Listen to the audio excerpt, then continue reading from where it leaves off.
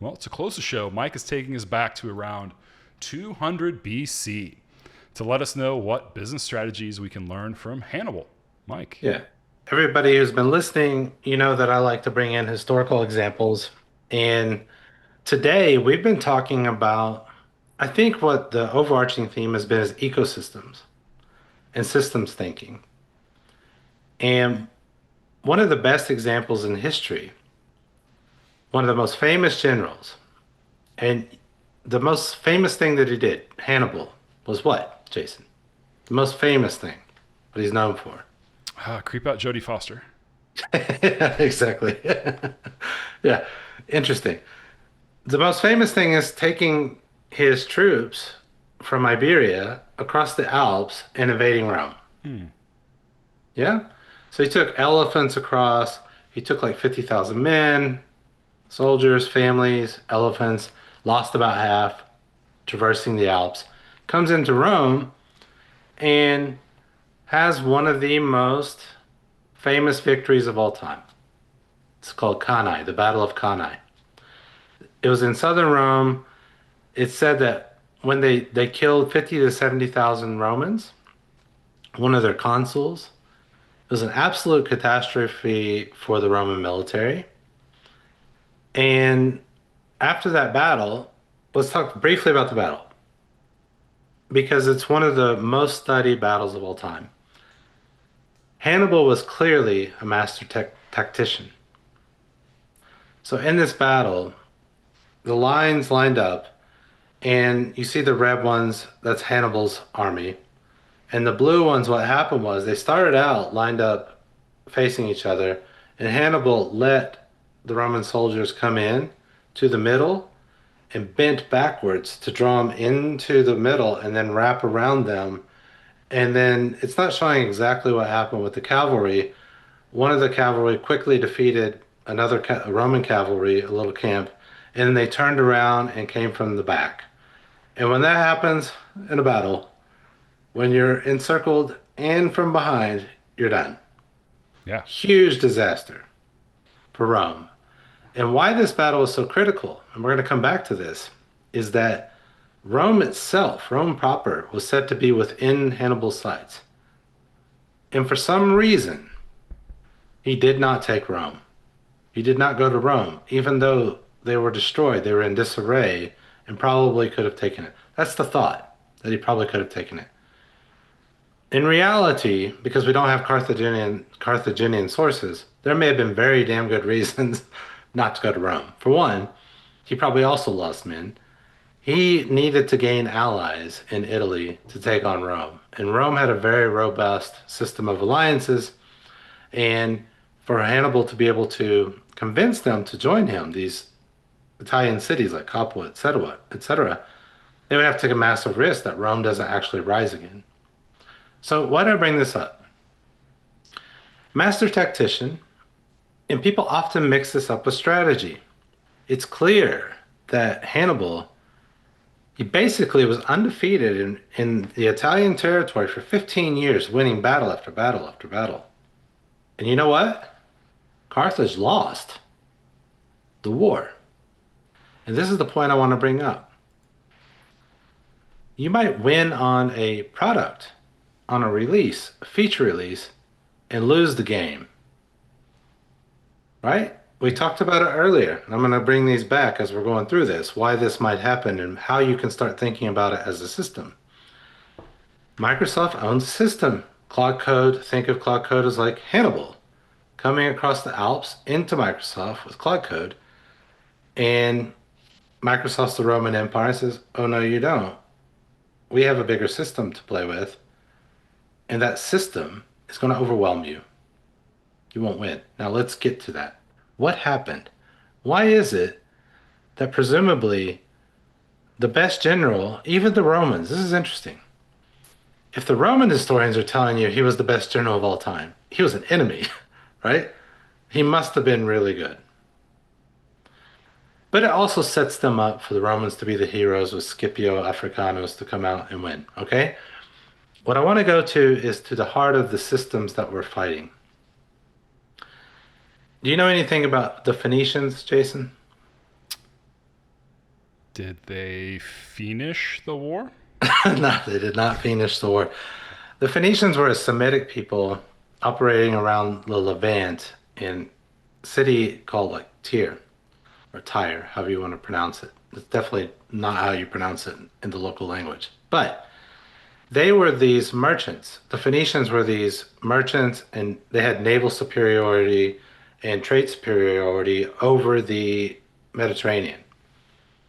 This is before the Romans. It was around the time of the Greeks. They developed the Semitic alphabets that we use, ended up being Hebrew and Aramaic, and then the Greeks copied their alphabet. So they're very influential culturally. And you see here on the screen, they spread across the Levant. And what they did is they followed the coastlines with their naval capabilities, and they set up all these colonies, which a lot of these end up being still cities today because they chose the location so damn well to be ports and trading outposts. So at the heart of their DNA was being superior merchants and superior on the sea. And they had to get good at that because they were dealing with pirates, etc. And when they land on a piece of land, it's not like they're always friendly to you when you land. And they, where this connects to Carthage is they founded Carthage. And so Carthage was founded by these Phoenicians. There's the famous story of Dido being the founder of the city. You can read about Dido the in the story of Aeneas, right? The Aeneid, however you want to call it, by Virgil. And so there's a story there. So she was the founder, and they start to, over time, start to develop this empire. But the empire is based on Phoenician capabilities, being a merchant, a coastal city. And what they did is you see those islands there, Sardinia, Sicily. They started to dominate parts of those islands. Why? Because they sat on their trade routes all the way out to what they used to call the Gates of Heracles, going out. You see where Spain meets Africa? They would go out and try to trade down the African coast as well. So, but what's interesting about these islands is that you could travel and never have to leave the seaboard, basically. You'd always see the shores. And that was critical to trade at the time because you didn't want to lose expensive cargo on open seas, right? So their whole method was staying close to the coast. They developed superior capabilities. They got really influential on these islands. And then on the east part of Sicily, you had Syracuse, which was Greek. They never really captured that. And another thing you need to realize throughout this whole region, it wasn't the case that Carthaginians were just pure Carthaginians. There was intermarriage between Greeks and even Romans and Carthaginians and African tribes. And this ends up being an issue for Carthage in the end because some of their alliances that were traditional crumbled. Now, Rome is a land-based empire. Rome itself sits up the Tiber River. They have mountains to the north, but they grew up basically as farmers in a militaristic society.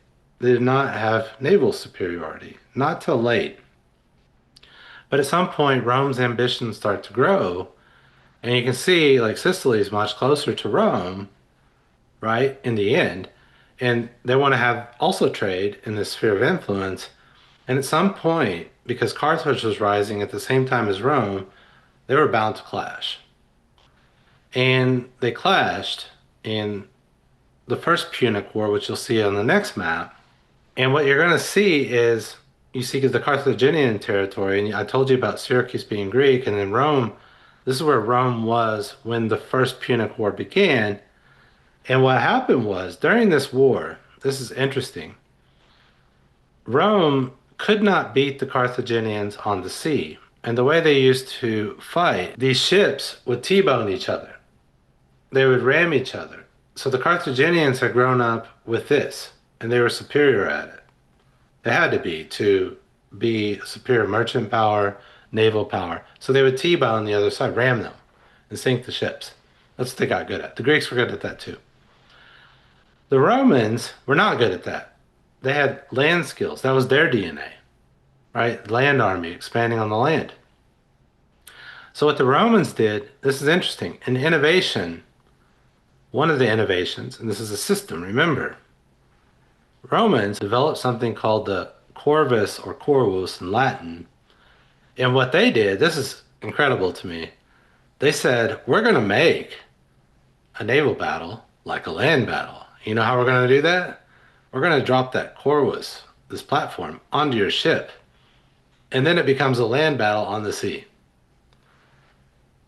And during the First Punic War, this is what it looked like before that. The Carthaginians, their naval fleet was destroyed by Rome. They were not ready for that innovation. Because with that innovation came a completely different tactical game, right? You just got to get close enough to those ships and then lower that platform and go on and slaughter them. So they changed the whole way that naval battles were fought. And then the result of this is a disaster. If you were Carthage, look what happened to the map. Rome imposed a very, very difficult treaty on Carthage. They took those islands that they were depending on. Now, this is a later map of the Second Punic War, but what you clearly see is Sardinia is gone, Corsica is gone, Sicily's gone. Okay, so then, and this leads up to where Hannibal's going into Italy. What happened was Carthage was left with nothing but to go to Iberia. So Iberia is Spain and Portugal, modern Spain and Portugal, and they start to develop that and colonize it and start their trading routes, and they're getting rich again. But the Romans at the same time were expanding into Celtic or Celtic territory in modern day France, right? And at some point, they had a treaty for a while where they, at that river, you can see it where the purple stops, where the Romans said, we will stop here if you stop there. Well, as things go in history, they didn't stop, right?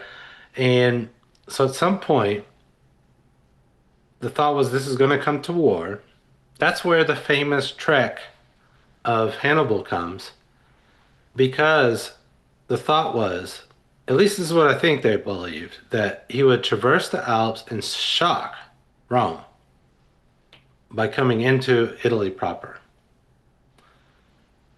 The whole problem is with this entire strategy, what? If you just look at it, what I've just told you, what's the problem?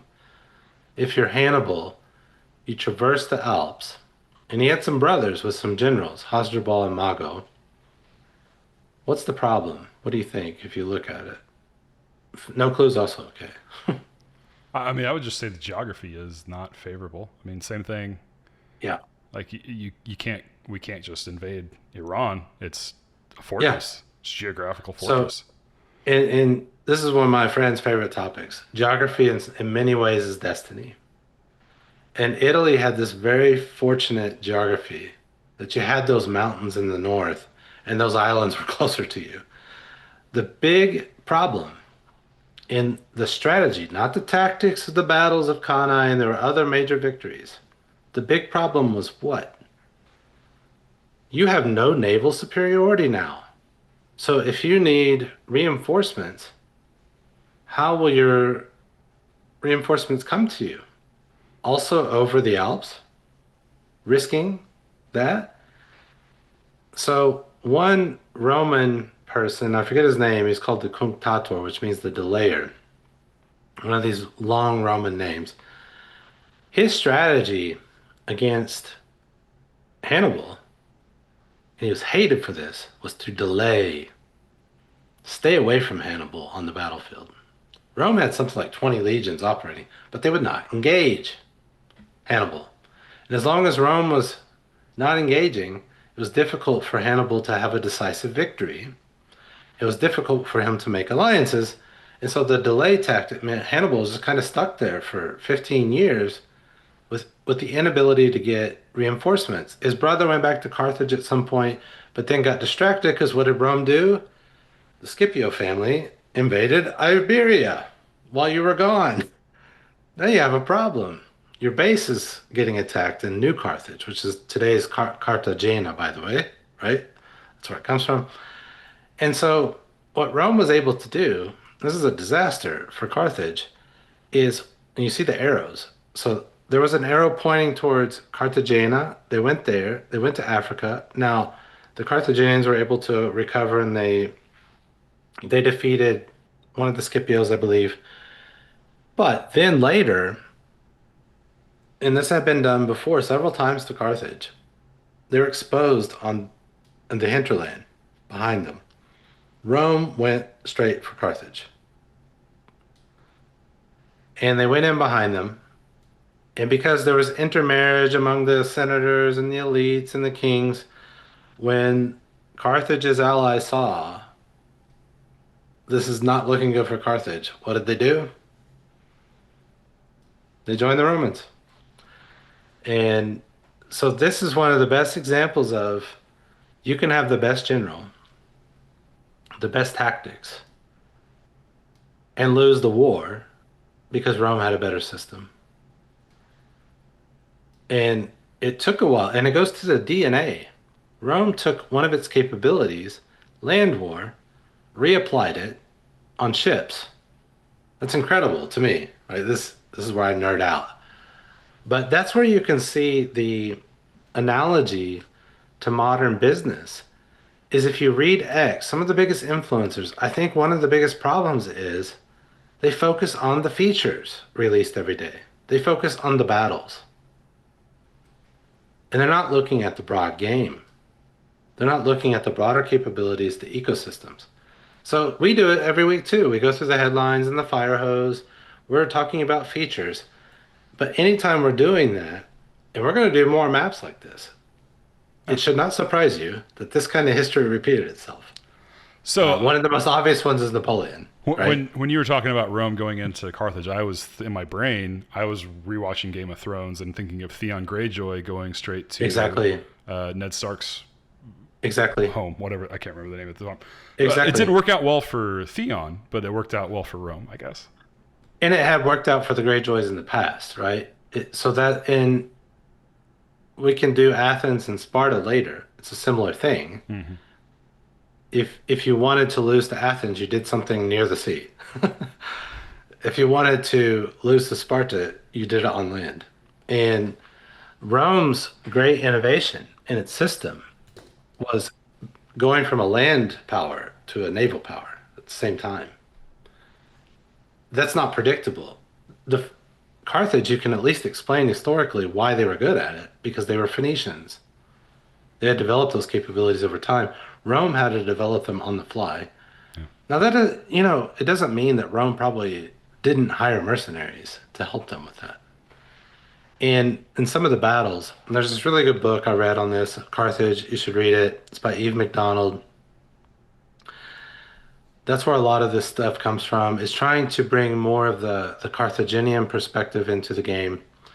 But one of the interesting things there was on Sicily, the battles are like, Syracuse would join Rome sometimes and sometimes Carthage.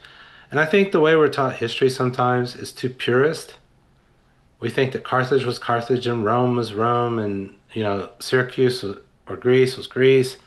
But the way the model was back then, because of all the intermarriages, the DNA was completely mixed. They spoke they spoke common languages like Greek, Latin later.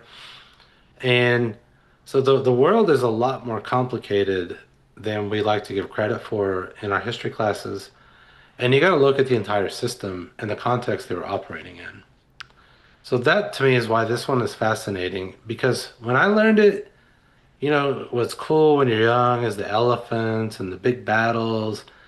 But a lot of histories just stop at the battles and they don't go deep into that system. And why was it that although he won the biggest battle in ancient history decisively, why they lost the war? So this area where the Phoenicians were from, is that also modern day Israel? Yeah. Yeah. So one of the things that came up in my mind, you can see Jerusalem's not far from that tier. So if the Phoenicians spoke a Semitic language, And the ancient Hebrews obviously spoke Hebrew, which is a Semitic language. And one of the theories in there, if you remember in the Hebrew Bible, they are fighting against the Canaanites. And one of the theories was that the reason the Phoenicians started to abandon the Levant in that area was because they may have been the Canaanites. Hmm. And Interesting. if not the Canaanites, what's clear from the Bible is that there were empires and a lot of fighting in that area that maybe put pressure on them to leave that area because you can see a big landmass to the right, right? Yeah. So there were empires coming in. And so one of the ways to relieve it was on the sea and create colonies that were connected by your merchant routes and naval routes. So yeah, that's exactly the right question. It came up to in my mind because I'm learning Hebrew right now because I'm a nerd like that. Of course. That even some of the words, Carthage itself, you could see in the Hebrew roots why how they were related. And the name Hannibal and Hasdrubal has to do with the god Baal that you read many times over in the Bible. Yeah. And they actually worshipped this god. Fertility god, I think. Yeah. Yeah. Well, god of many things, right? In the end. Yeah. Interesting. Very interesting. Hey, you've just watched a clip from Show Your Priors podcast. Check out our main channel for full episodes. We have a new one every Tuesday. If you liked what you saw, give us a like and subscribe. It's free for you and helps us out a ton. Did we miss something during our discussions? Let us know in the comments below. Thanks, and we'll see you on the next one.